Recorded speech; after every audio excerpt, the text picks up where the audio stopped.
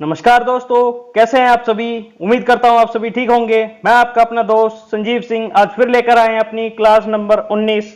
जैसा कि आप सभी को पता होगा कि हमारी ये एक थाउजेंड्स क्वेश्चंस की सीरीज स्टार्ट कर रखी है हमने। आज उसी सीरीज की ये क्लास नंबर 19 है। चलिए दोस्तों, देरी ना करते हुए अपने प्रश्न की तरफ बढ़ते हैं। आज की कक्षा का हमारा पहला प्रश्न है। देखिए क्या पूछा है। प्रश्न संख्या 381, क्वेश्चन नंबर 381 क्या पूछ रहा है। Chandela king are related to which of the following temple. बताइए निम्न में से किन मंदिरों से चंदेल राजाओं का संबंध है। आपके चार ऑप्शन है। Option A Khajuraho, option B Tirupati, option C Rameswaram, option D Badrinath. दोस्तों इस प्रश्न का सही उत्तर है option number A Khajuraho. Khajuraho मंदिर से चंदेल राजाओं का संबंध है। चंदेल के एक सुप्रसिद्ध राजा हुए थे जिनका नाम चंद्रवर्मन था। इन्हें चंद्रमा की संतान भी कहा जाता था। इन्होंने ही जो खजुराहो में वर्ष 950 से लेकर 1050 तक के बीच में खजुराहो के मंदिर का निर्माण करवाया। ये खजुराहो के मंदिर जो हैं पिछले हिस्ट्री में पुरातत्व विभाग के द्वारा बताया गया है कि यह 85 मंदिरों का संग्रह था, जहां पर हिंदू और जैन मंदिर दोनों एक इकट्ठे बने हुए थे। जबकि आज प्रेजेंट में वर्तमान में यहाँ पर केवल 20 मंदिरों का ही संग्रहालय है। 20 से 22 मंदिर हैं यहाँ पर, जिनकी पूरी जो रेंज है, जिनकी ये 6 किलोमीटर की रेंज में, 6 किलोमीटर के दायरे में ये 20 मंदिर फैले हुए हैं। जबकि ये 85 जो मंदिर थे पहले, ये टोटल 85 मंदिर 20 किलोमीटर की अवधि में, पराधि में फैले हुए थे। चलिए दोस्तों अगले प्रश्न की तरफ बढ़ते हैं। प्रश्न संख्या 382, क्वेश्चन नंबर 382 क्या पूछता है। In which language did the most Buddhist text were written. इसने पूछा है बताइए कि सबसे ज्यादा जितने भी बौद्ध ग्रंथ लिखे हुए हैं या जितने भी बौद्ध के कुछ भी हमें इंस्क्रिप्शंस वगैरह लिखी हुई मिलती हैं, उनमें इस्तेमाल की जाने वाली भाषा कौन सी है। आपके चार option. Option A Sanskrit, option B Magadhi, option C Prakrit, option D पाली। दोस्तों इस प्रश्न का सही उत्तर है पाली। पाली भाषा जो है कुछ कुछ हमारी संस्कृत भाषा से संबंधित है और कुछ अपनी हिंदी और देवनागरी से संबंधित है, परंतु ये पाली भाषा में ही सबसे ज्यादा बुद्धिस्ट टेक्स्ट प्राप्त होते हैं, जितने भी अपने हिस्ट्री में जितने भी टेक्स्ट मिले हैं। चलिए दोस्तों अगले प्रश्न की तरफ बढ़ते हैं। प्रश्न संख्या 383, क्वेश्चन नंबर 383 क्या पूछता है। Who was the first Indian to get selected in ICS? इसने पूछा है बताइए कि सबसे पहले भारतीय जिनका चयन ICS में हुआ था, सर्वप्रथम जिनका चयन ICS में हुआ, प्रथम भारतीय। आपके चार ऑप्शन है। Option A Dadabhai Naoroji, option B Subhash Chandra Bose, option C Rabindranath Tagore, option D Satyendra Nath Tagore. दोस्तों इस प्रश्न का सही उत्तर है option number D Satyendra Nath Tagore. ये सत्येंद्र नाथ टैगोर जी हैं। ये रविंद्रनाथ टैगोर का आपने नाम सुना होगा, इनके बड़े भाई थे। ठीक है, इनका जन्म कोलकाता में हुआ था और सन 1863 में 1863 में इन्होंने ICS की परीक्षा पास की और ये सबसे पहले इनकी पोस्टिंग जो है गुजरात में की गई और अगले 30 वर्षों तक इन्होंने वहां पर एज अ मजिस्ट्रेट काम किया और एज अ जज जो है रिटायर हुए थे ये। चलिए दोस्तों अगले प्रश्न की तरफ बढ़ते हैं। प्रश्न संख्या 384, क्वेश्चन नंबर 384 ये क्या पूछता है। Through which of the following countries does the tropic of Capricorn passes. इसने पूछा है बताइए निम्न में से किन देशों से होकर जो है मकर रेखा गुजरती है। ट्रॉपिक ऑफ कैप्रिकॉर्न जो है मकर रेखा को कहते हैं। मकर रेखा निम्न में से किन देशों से होकर गुजरती है। आपके चार ऑप्शन है। ऑप्शन ए है ऑस्ट्रेलिया, ऑप्शन बी है ब्राजील, ऑप्शन सी है चीन, ऑप्शन डी है ऑल ऑप्शन आर करेक्ट। दोस्तों इस प्रश्न का सही उत्तर है option number D all option are correct. देखिए जो हमारी मकर रेखा है वह ऑस्ट्रेलिया, ब्राजील और चीन से होकर गुजरती है। मैं थोड़ा सा आपको मैप में बता देता हूं। ये हमारा इक्वेटर है। ठीक है, यह पृथ्वी को दो हिस्सों में बांटता है, एक नॉर्दर्न हेमिस्फीयर, एक साउदर्न हेमिस्फीयर। यानी कि ये इससे ऊपर का जो हिस्सा होगा, इसके ऊपर वाला ये कहलाएगा उत्तरी गोलार्ध और नीचे वाला कहलाएगा दक्षिणी गोलार्ध, साउदर्न हेमिस्फीयर। ठीक है, तो इसके एक जो उत्तरी गोलार्ध में जो रेखा होती है जो कि 23 डिग्री 26 मिनट और लगभग 12 सेकंड। ठीक है, ऊपर वाली रेखा जो 23 डिग्री 26 मिनट और 12 सेकंड वाली जो रेखा है, ये ऊपर उत्तरी गोलार्ध में, इसे हम कहते हैं कर्क रेखा, ट्रॉपिक ऑफ कैंसर। ठीक है, वहीं जो दक्षिणी गोलार्ध में एक और रेखा है सेम समान दूरी पर, यह भी 23 डिग्री 26 मिनट 12 सेकंड पर इसका वो है, इसकी लोकेशन है। सेम यही रेखा जो है हमारे ये साउदर्न हेमिस्फेयर में है, दक्षिणी गोलार्ध में है, और इसी के बारे में पूछा है। इसी को हम कहते हैं ट्रॉपिक ऑफ कैप्रिकॉर्न, यानी कि मकर रेखा इसी को कहते हैं। तो ये पूछ रहा है, बताइए ये जो मकर रेखा है किस देशों से होकर गुजरती है। यह मैं बता दूं, यहाँ आपका ऑस्ट्रेलिया है, ऑस्ट्रेलिया से गुजरती है। कुछ देश आपके साउथ अफ्रीका के आते हैं इसमें, और ये कुछ देश जो आपके दो कंट्री जो है ब्राजील और चीन जो है, ये नॉर्थ अमेरिका की कंट्रीज हैं, ये सॉरी साउथ अमेरिका की कंट्रीज हैं, साउथ अमेरिका के देश हैं जिनमें से ये होकर गुजरती है। चलिए दोस्तों अगले प्रश्न की तरफ बढ़ते हैं। प्रश्न संख्या 385, क्वेश्चन नंबर 385, ये क्या पूछता है? Which among the following countries has the world's largest reserve of uranium. देखिए क्या पूछ रहा है, कह रहा है कि निम्न में से दी गई देशों में सर्वाधिक जो यूरेनियम का भंडार है वह किसके पास है? सबसे ज्यादा यूरेनियम का भंडार किसके पास है? देखिए पहले क्वेश्चन को समझिए, क्वेश्चन क्या पूछ रहा है। इसने खाली रिजर्व पूछा है, इसने प्रोडक्शन नहीं पूछा है, उत्पादन कौन कर रहा है सबसे ज्यादा वो नहीं पूछा है, इसने रिजर्व। रिजर्व का मतलब है दो चीजें होती हैं, या तो आपकी जेब में हो या आपके कहीं खजाना गड़ा हो, कई कुंटल खजाना गड़ा हो, एक तो वो, और एक वो कि एक्सट्रैक्शन कितना हो रहा है, उस खजाने को निकाला कितना जा रहा है, प्रोडक्शन उससे कितना हो रहा है। एक वो प्रोडक्शन चीज अलग है और रिजर्व कैपेसिटी अलग है, मतलब वहां पे भंडारण है। सबसे अधिक भंडार किसके पास उपलब्ध है? आपके चार ऑप्शन है। ऑप्शन ए रशिया, रूस, option B Kazakhstan, option C Australia, option D Jordan. दोस्तों इस प्रश्न का सही उत्तर option number C Australia. Australia का जो है पूरे विश्व में जितना भी भंडार है उसका 31% यूरेनियम का भंडार केवल मात्र ऑस्ट्रेलिया में है, जो कि सर्वाधिक है। सबसे ज्यादा भंडार यूरेनियम का ऑस्ट्रेलिया के पास है। दोस्तों इसमें थोड़ी सी आपकी जानकारी ऐड कर दूं। अब यहाँ पर ये ऑस्ट्रेलिया का अगर नाम आ ही गया है तो ऑस्ट्रेलिया के हम बात करते हैं, कैपिटल की बात करते हैं तो कैनबरा यहाँ की कैपिटल है, ठीक है। और इसकी करेंसी की बात करते हैं तो करेंसी है ऑस्ट्रेलियन डॉलर, ठीक है। चलिए दोस्तों अगले प्रश्न की तरफ बढ़ते हैं। प्रश्न संख्या 386, क्वेश्चन नंबर 386, ये क्या पूछता है? What is the new name of जोग और गोरसप्पा वाटरफॉल। इसके विषय में मैं आपको बता दूं, ये मोस्ट इंपोर्टेंट कैटेगरी में आता है ये क्वेश्चन, ठीक है। बहुत मोस्ट इंपोर्टेंट कैटेगरी में आता है क्वेश्चन, क्योंकि ये जोग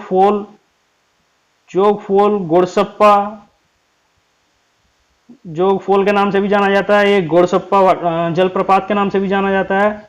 आपके चार ऑप्शन है, यही पूछ रहा है कि नया नाम क्या है, इस जलप्रपात का नया नाम क्या है। आपके चार option, option A Mahatma Gandhi Mahatma Gandhi waterfall, Mahatma Gandhi जलप्रपात, ऑप्शन बी जवाहरलाल नेहरू जलप्रपात, option number C Sardar Patel जलप्रपात, option number D Rajiv Gandhi जलप्रपात। दोस्तों इस प्रश्न का सही उत्तर option number A Mahatma Gandhi जलप्रपात। इसका नाम महात्मा गांधी जलप्रपात इसलिए क्योंकि इसके ऊपर जो है महात्मा गांधी जलप्रपात पन बिजली यानी कि जल विद्युत परियोजना इसी के ऊपर चलाई जा रही है, जिससे बिजली बनती है, वो महात्मा गांधी जी के नाम से ही है। चलिए दोस्तों अगले प्रश्न की तरफ बढ़ते हैं। प्रश्न संख्या 387, क्वेश्चन नंबर 387, ये क्या पूछता है? Which of the following state receive the highest rainfall during the winter month. यह पूछ रहा है शीतकालीन जो वर्षा होती है, सर्दियों में जो बारिश होती है, निम्न में से कौन सा ऐसा राज्य है जिसमें सबसे ज्यादा वर्षा होती है शीतकाल में? आपके चार option, option A Mizoram, option B Uttarakhand, option C है तमिलनाडु, ऑप्शन डी है आपका बिहार। दोस्तों बता दूं इस प्रश्न का सही उत्तर option number C Tamil Nadu. Tamil Nadu जो है हमारा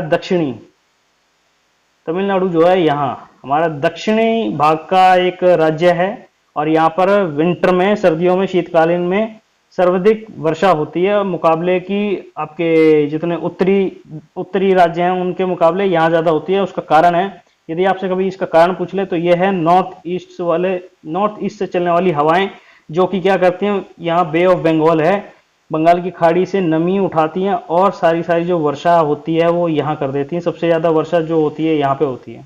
तमिलनाडु जो कि आपकी पूर्वी घाट, जिसे आप कोरोमंडल घाट भी कहते हैं, कोरोमंडल कोस्ट भी कहते हैं, ये यहाँ पर सबसे ज्यादा वर्षा कर देते हैं, जो कि तमिलनाडु में सबसे ज्यादा रिसीव होती है।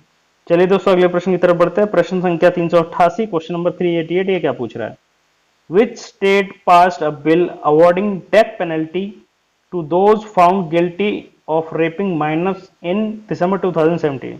यह पूछ रहा है कि बताइए दिसंबर 2017 में कौन से राज्य ने एक कानून पारित किया है जिसके तहत यदि कोई दोषी पाया जाता है माइनस यानी 18 वर्ष से कम की जो लड़कियां हैं उनके साथ रेप केस का कोई दोषी पाया जाता है तो उसको जो है मृत्यु दंड की सजा का प्रावधान है।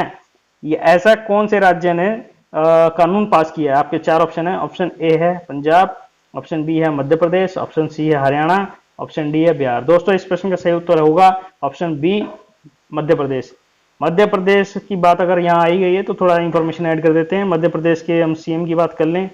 मध्य प्रदेश के हमारे सीएम हैं, अभी प्रेजेंट में जो सीएम है वो है हमारे शिवराज सिंह चौहान। ठीक है, शिवराज सिंह चौहान।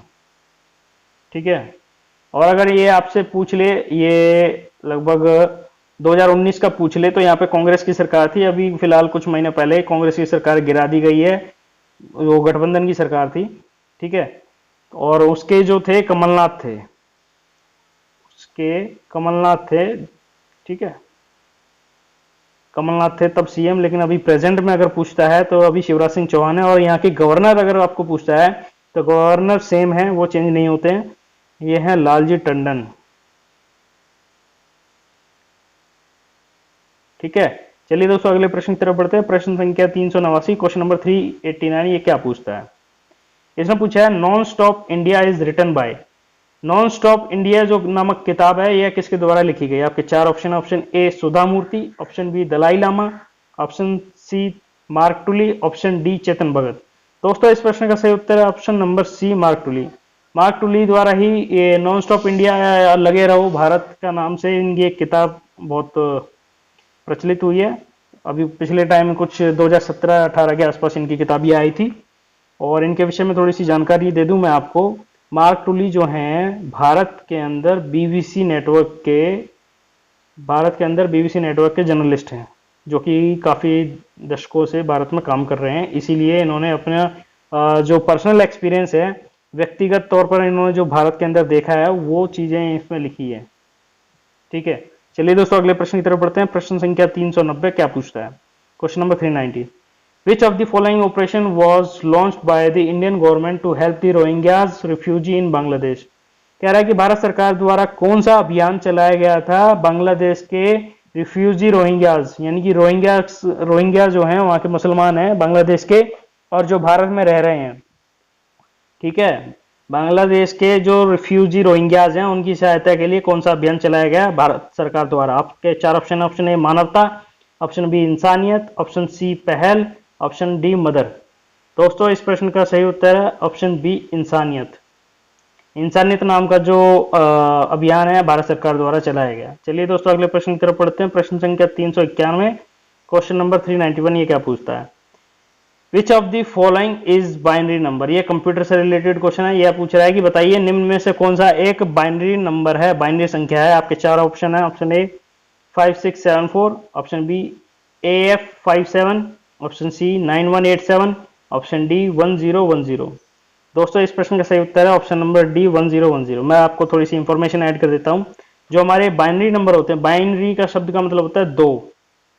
इनके जो बेस होता है, ये बेस होता है नीचे। अगर हम जो 1 से लेकर गिनती जो हम पढ़ते हैं 1 से 9 तक जो पढ़ते हैं, 0 से 9 तक की जो हम गिनती पढ़ते हैं, ठीक है, वो हमारा जो कहलाता है 10 डेसिमल संख्या पद्धति कहलाती है। जो हम जितनी भी गिनतियां पढ़ते हैं, हम 1 लाख से 1 करोड़, मतलब 0 शून्य से लेकर करोड़ों और पता नहीं कहाँ कहाँ तक जितनी भी अनंत तक गिनती आती है हमें, वो हमारी जो है दशमलव पद्धति है। ठीक है, डेसिमल पद्धति है, दशमलव पद्धति है।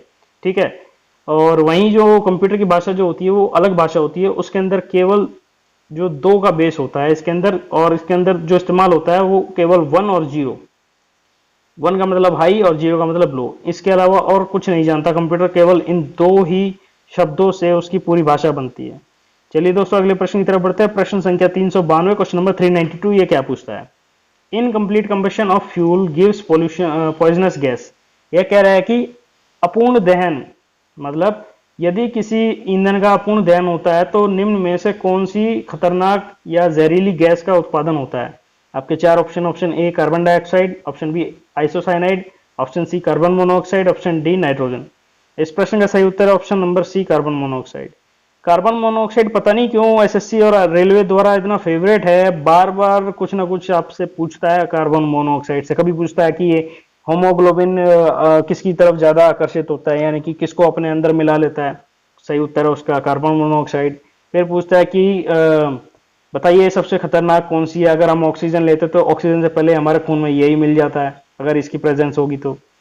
ठीक है, तो ये काफी खतरनाक है, इससे मृत्यु भी हो जाती है। चलिए दोस्तों अगले प्रश्न की तरफ बढ़ते हैं। प्रश्न संख्या 393, क्वेश्चन नंबर 393, ये क्या पूछता है? Which of the following is in Monera group. यह पूछ रहा है निम्न में से बताइए कौन सा जो है मोनेरा समूह का हिस्सा है। आपके चार option, option A mushroom, option B yeast, option C bacteria, option D moss. दोस्तों इस प्रश्न का सही उत्तर ऑप्शन नंबर सी। जो बैक्टीरिया जो होते हैं, बैक्टीरिया को एक प्रकार का मोनेरा समूह कहा जाता है, मोनेरा समूह के अंतर्गत आते हैं। चलिए दोस्तों अगले प्रश्न की तरफ बढ़ते हैं। प्रश्न संख्या 394, ये क्या पूछता है? इसमें पूछा है question number 394, eyes must be remove with in dash hours after the death of I donor. ये कह रहा है कि बताइए नेत्रदान करने वाले व्यक्ति की मृत्यु के पश्चात कितने घंटों बाद उसकी आंखें निकाल लेनी चाहिए। आपके चार ऑप्शन, ऑप्शन ए 6 घंटे बाद, ऑप्शन बी 12 घंटे बाद, ऑप्शन सी 24 घंटे बाद, ऑप्शन डी 8 घंटे बाद।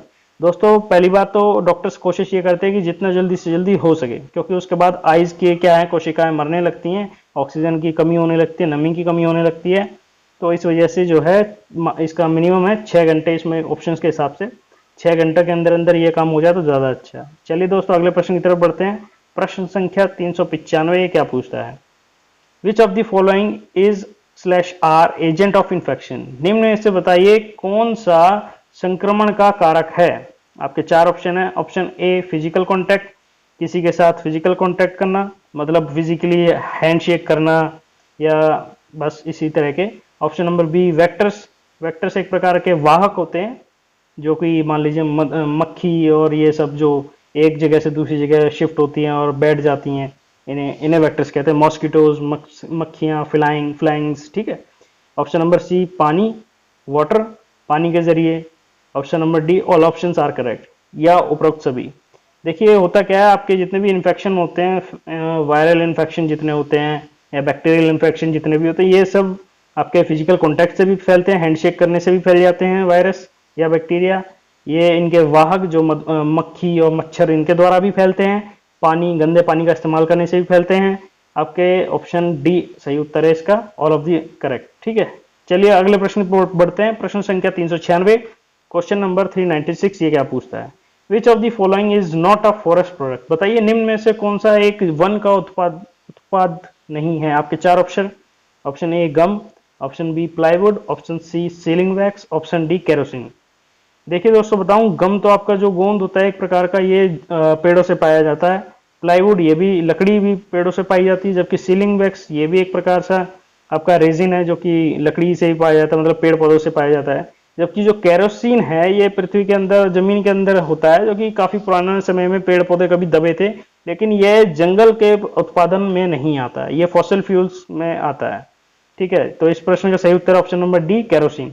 चलिए दोस्तों अगले प्रश्न की तरफ बढ़ते हैं। प्रश्न संख्या 397, क्वेश्चन नंबर 397, ये क्या पूछता है? Who is the present president of national development bank. दोस्तों मैं आपको पहले भी बता चुका हूं, जितने भी बड़े बड़े गवर्नमेंट के इंस्टीट्यूशंस हैं, बड़ी बड़ी संस्थाएं हैं, उनके आपके वर्तमान के करंट से रिलेटेड आपको एसएससी और रेलवे जरूर पूछते हैं। करंट में उनके जितने भी निर्देशक हैं या सीईओ हैं या चेयरमैन हैं, इन सब के विषय में जरूर पूछेगा, या इनकी लोकेशन के बारे में पूछेगा। तो वही पूछा है इसने अभी। बताइए वर्तमान में नेशनल डेवलपमेंट बैंक, एनडीबी बोलते हैं इसको, एनडीबी, ठीक है, के अध्यक्ष कौन है? आपके चार ऑप्शन है, option A KV Kamath, option B David Malpass, option C Marco Troyjo, option D Naveen Agarwal. दोस्तों इस प्रश्न का सही उत्तर है option number C Marco Troyjo. देखिए मैं बता देता हूं इसके अंदर क्या है। ये अभी तक 7 जून से पहले 7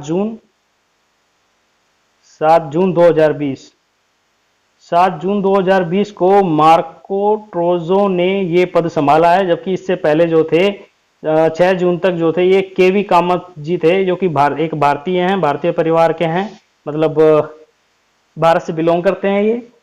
ठीक है, 7 जून से पहले ये यहाँ के अध्यक्ष थे, जबकि अभी करंट अफेयर्स में ये चीज चेंज हुई है 7 जून से अब ये हैं। और मैं आपको थोड़ी इंफॉर्मेशन ऐड कर दूं, जो एनडीबी पूछा जाता है, एनडीबी बैंक जो है ये क्या है, ये पहले ब्रिक्स, आपको ब्रिक्स के बारे में पता होगा, ब्रिक्स के जो देश हैं, BRICS, 3 2 5, ये 5 देश हैं ब्रिक्स के अंदर, इन पांचों ने मिलकर एक संगठन बना रखा है ब्रिक्स। तो पहले ये ब्रिक्स बैंक के नाम से जाना जाता था, जिसको चेंज करके एनडीबी बैंक कर दिया है। यदि आपसे इसकी लोकेशन पूछता है, इसकी लोकेशन जो है शंघाई चाइना है। चलिए दोस्तों अगले प्रश्न की तरफ बढ़ते हैं। प्रश्न संख्या 398, क्वेश्चन नंबर 398, ये क्या पूछता है? When did world international yoga day celebrated? यह पूछ रहा है, बताइए राष्ट्रीय अंतरराष्ट्रीय योगा दिवस कब मनाया जाता है? आपका 4 ऑप्शन, ऑप्शन ए 25 फरवरी, ऑप्शन बी 21 जून, ऑप्शन सी 14 अप्रैल, ऑप्शन डी 23 जून। दोस्तों मैं बता दूं, आपका जो ये अंतरराष्ट्रीय योगा डे जो होता है, अंतरराष्ट्रीय योगा दिवस 21 जून को मनाया जाता है।